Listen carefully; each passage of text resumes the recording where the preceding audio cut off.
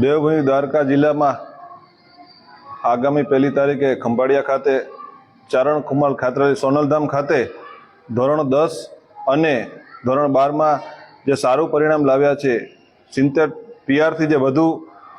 જેનું પરિણામ આવ્યું છે તે વિદ્યાર્થીઓનો સન્માન સમારોહનો આવતી આગામી તારીખે 1 જૂને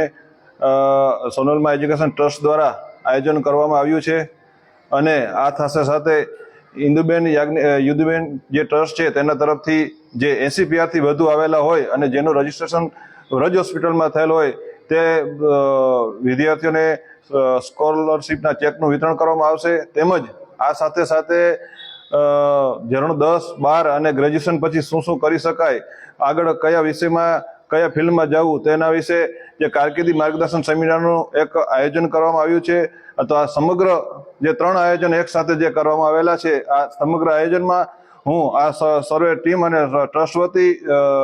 ચારણ ગઢવી સમાજના સૌ આગેવાનો ભાઈઓને સૌને હું અહીંયા આ તકે આ વિદ્યાર્થીઓ સન્માન સમારોહમાં જોડાય